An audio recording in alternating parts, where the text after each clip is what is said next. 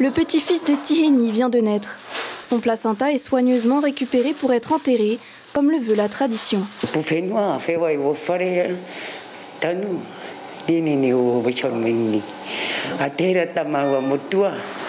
Mais la crise sanitaire a failli rompre le lien.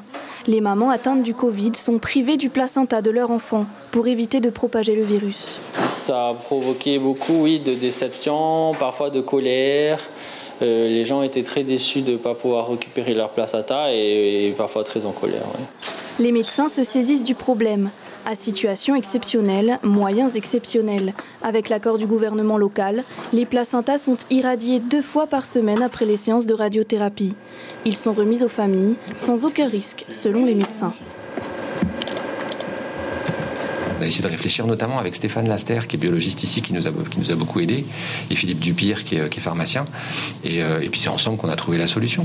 On s'est dit, on pourrait essayer ça. Techniquement, on savait que ça marcherait en termes de résultats. Si cette action de rendre le placenta à la terre, elle est fondamentale pour les Polynésiens, on doit essayer de s'adapter. Alors quand c'est pas possible, c'est pas possible.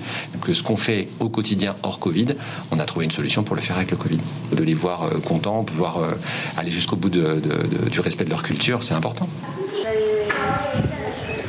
Le noyau est ainsi rendu à la terre. Il n'aurait pas pu en être autrement pour Hinatea. Le placenta de sa fille rejoint celui de ses 3 frères.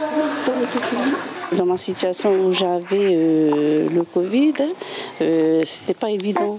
On me disait que c'est pas ce que je récupère, mais finalement, si, ils ont pu faire le traitement là.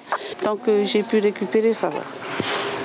On y est, on est toujours payant. Le lien y est toujours, quoi.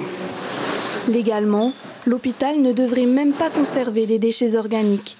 Pourtant, en 6 mois, 77 placentas ont été irradiés.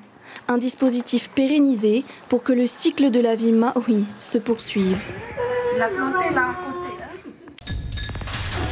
L'information en continu sur Polynésie la première, Internet et réseaux sociaux.